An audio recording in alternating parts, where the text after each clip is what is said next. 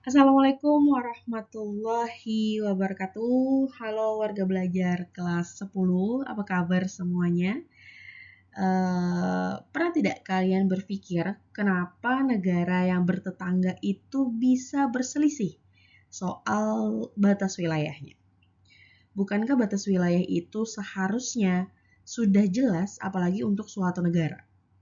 Nah, pada pertemuan kali ini kita akan membahas tentang sengketa batas wilayah antara Indonesia dan juga Malaysia untuk mata pelajaran Pendidikan Pancasila dan Kewarganegaraan kelas 10. Materi ini penting karena persoalan batas wilayah itu bukan sekedar soal garis yang ada di atas peta, tetapi berkaitan dengan kedaulatan negara, sumber daya alam, keamanan, dan bahkan harga diri suatu bangsa. Jadi mari kita bahas bersama secara kritis mengapa sengketa itu bisa terjadi, bagaimana contohnya, dan bagaimana cara penyelesaiannya. Belajar, Indonesia dan Malaysia itu adalah negara tetangga.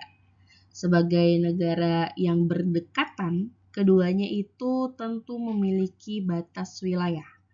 Nah, baik itu dari darat maupun juga lautan. Jadi secara logika, hubungan bertetangga semestinya harmonis. Tetapi dalam hubungan antar negara, terkadang muncul perbedaan pandangan, terutama jika menyangkut batas wilayah. Kenapa? Karena batas wilayah itu tidak selalu sesederhana garis yang kita lihat di atas atlas. Ada sejarah kolonial dan ada perbedaan penafsiran peta. Bahkan ada kepentingan ekonomi di baliknya.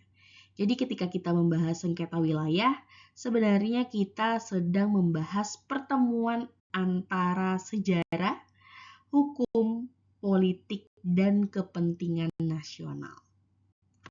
Nah, sengketa wilayah itu adalah perselisihan antara dua negara atau lebih karena adanya klaim atas wilayah yang sama.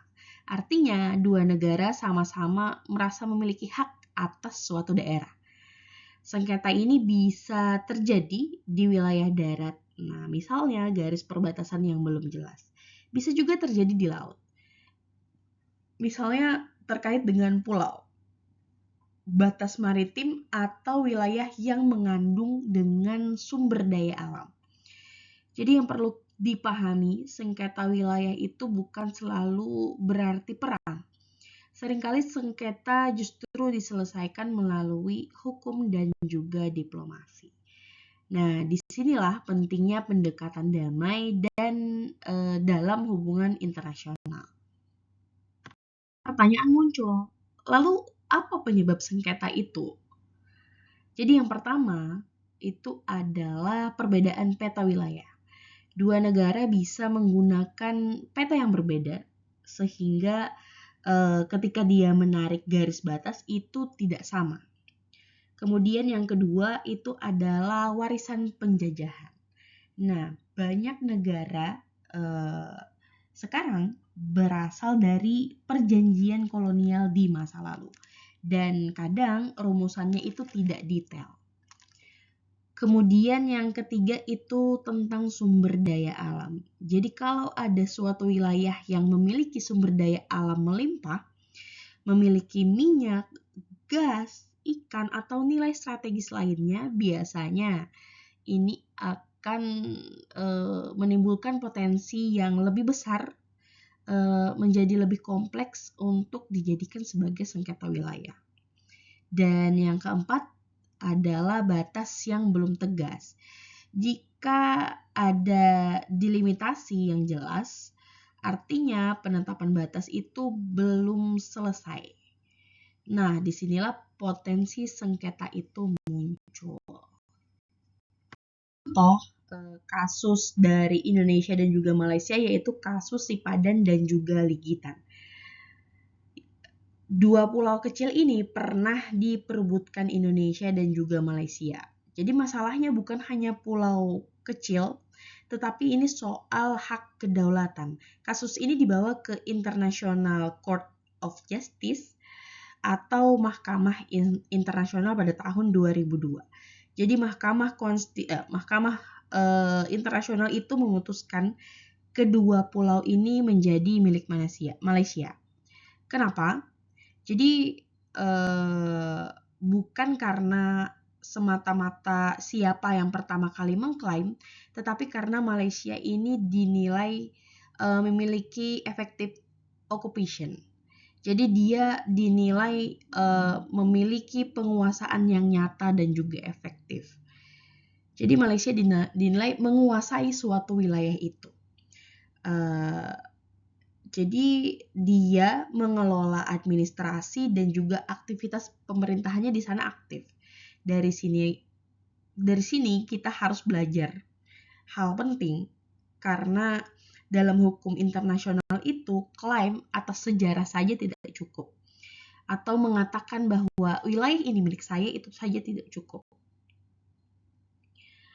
Tetapi harus dibuktikan dengan tindakan yang nyata.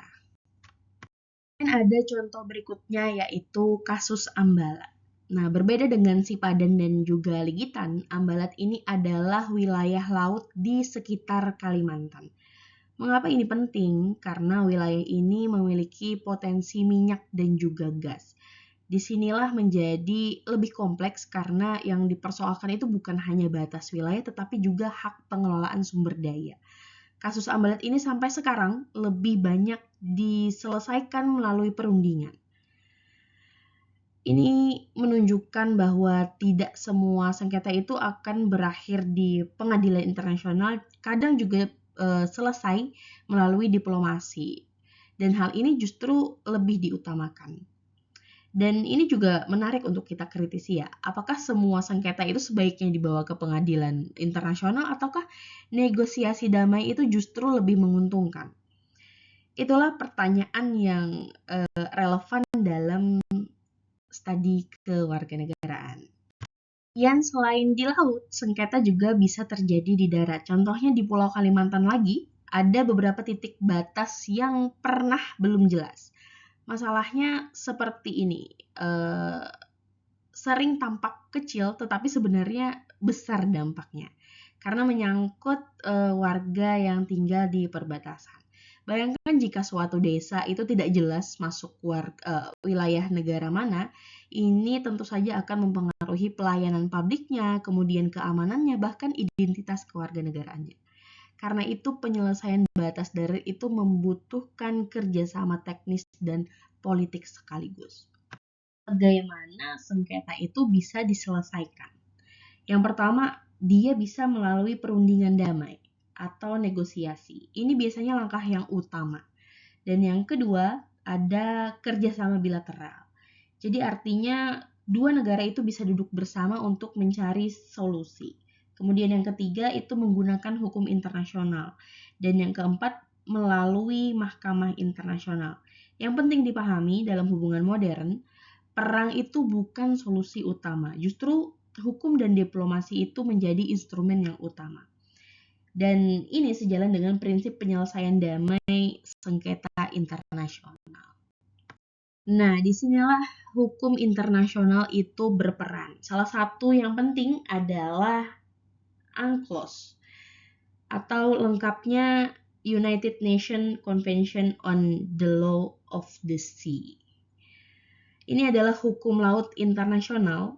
UNCLOS ini mengatur wilayah laut negara, kemudian zona ekonomi eksklusif, batas maritim, dan banyak hal lainnya. Dengan aturan ini, sengketa tidak diselesaikan berdasarkan kekuatan semata, tetapi berdasarkan hukum. Dan itu penting untuk keadilan antar negara. Apa yang dilakukan Indonesia? Jadi yang pertama yang dilakukan Indonesia adalah menjaga wilayah perbatasan. Dan yang kedua melakukan diplomasi dengan Malaysia. Dan yang ketiga meningkatkan kesejahteraan masyarakat perbatasan. Jadi ini menarik karena menjaga kedaulatan ternyata bukan hanya soal militer, tetapi juga soal membangun masyarakat di perbatasan. Kalau wilayah perbatasan tertinggal justru rentan masalah, jadi menjaga kedaulatan itu bukan hanya menjaga antar garis batasnya saja, tetapi juga menjaga kehidupan warga di perbatasan itu. Materi pada hari ini kita dapat simpulkan bahwa sengketa wilayah itu adalah persoalan yang bisa terjadi antar negara. Penyebabnya bisa karena sejarah, bisa karena perbedaan peta, sumber daya alam, atau bahkan batas yang belum jelas.